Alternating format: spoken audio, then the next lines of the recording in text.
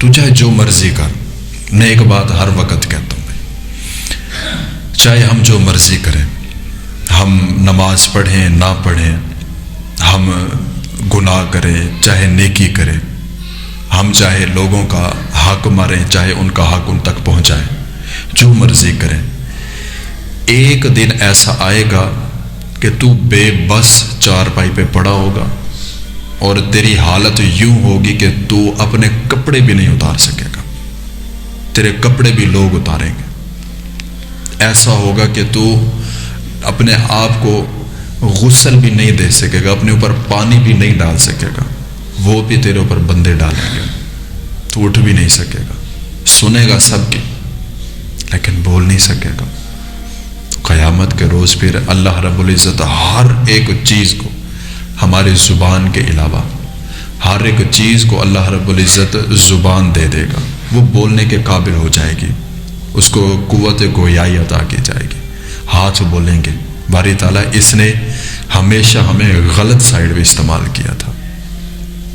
آنکھیں بولیں گی باری تعالیٰ اس نے ہمیشہ ہم سے آنکھوں کا زنا کیا تھا، بد نگاہی کی تھی.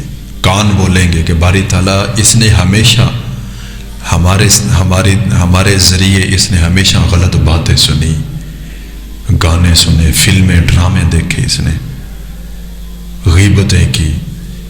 پھر پیر بولیں گے کہ باری تعالیٰ کبھی بھی یہ نیکی کی طرف نہیں لے کے گیا، ہمیں ہمیشہ غلط سائڈ پہ لے کے گیا.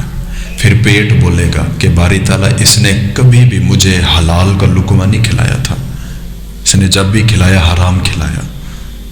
اور میں یہ بڑے وسوع کے ساتھ بات کہتا ہوں، چاہے آپ حلال طریقے سے پیسے کماؤ چاہے حرام طریقے سے کماؤ، کھانی آپ نے 2 روٹیاں، میں بڑھیا 3 کھا لیں گے، اس سے زیادہ نہیں ہے. کھانے کے بعد جو حلق سے نیچے اتر گئے وہ سب ختم ہے، کوئی نہیں پتا کہ کیا کھا کے آیا کیا نہیں کھا کے آیا. اب میں سامنے بیٹھا ہوں آپ سب کے، آپ میں سے کوئی بھی بندہ یہ نہیں کہہ سکتا کہ استاد صاحب آپ نے یہ چیز کھائی ہوئی ہمیں نظر آ رہی ہے، نہیں. تو جب کھانے کے بعد سب کچھ مٹی ہو جاتا ہے، سب کچھ ختم ہو جاتا ہے، نکل جاتا ہے، تو پھر اس 2 وقت کی روٹی کے لیے یا 2 لقموں کے لیے ہم اپنا ضمیر کیوں گندا کرتے ہیں؟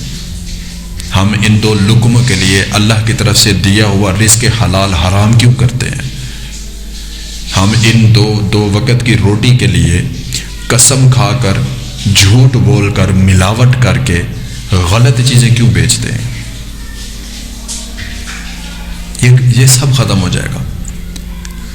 جتنا مرضی کما لیا وہ بھائی حساب دینا پڑے گا اس کا، وہ پوچھا جائے گا ہاں بھی بتا یہ کہاں سے لیا تھا اور کہاں خرچ کیا تھا. اور اس بات کو آپ بھی اگر اس کے اوپر آپ تھوڑی تحقیق کریں، تھوڑی آپ بھی اس کے اوپر توجہ کریں تو بالکل ایسے ہی بات ہے. کھانا جو ہے، کھانا اس کا ذائقہ صرف یہاں تک ہوتا ہے، حلق تک، اس سے نیچے نہیں ہے. یا زیادہ ذائقہ محسوس ہوتا ہے یہ زبان تک، یہ زبان کے جو آگے یہ نوک ہے نا یہاں تک بس. اب یہ زبان کتنا ہے؟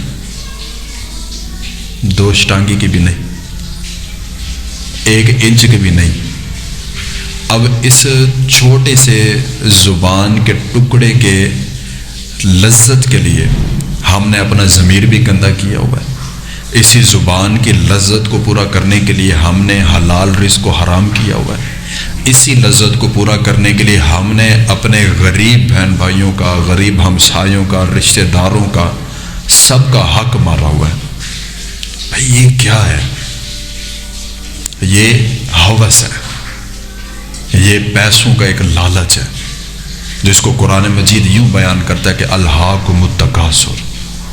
مال اتنا گندی چیز ہے یہ دولت کہ جس کے پاس بھی آتا ہے وہ یہی کہتا ہے کہ الہاکم التکاثر، اور مال اور مال اور ہے اور آئے، بڑھتا جائے. بس کرنا کیا ہے بھائی؟ مرنے کے بعد نہ تیرے کفن کو جیب ہے، نہ تیری قبر میں کوئی تجوری ہے. مرنے کے بعد تیرا مال نہ تجھے قیامت میں ملے گا، نہ برزخ میں، کہیں بھی نہیں ملے گا. تو پھر اس مال کو اکٹھا کرنے کے لیے کیوں ضمیر گندا کیا جا رہا ہے؟ کچھ بھی نہیں ساتھ لے کے جانا، مرنے کے بعد سب کچھ پیچھے پڑا رہے گا، کچھ بھی نہیں ساتھ لے کے جا سکتے، کسی چیز کو لے جانے کی ضرورت وہ اجازت نہیں ہے بھائی، ادھر خالی ہاتھ جاؤ گے، لے کے جاؤ گے تو کیا؟ اپنے نیک اعمال، نماز، قرآن، تقوی، پرہیزگاری، یہ چیزیں لے کر جاؤ گے۔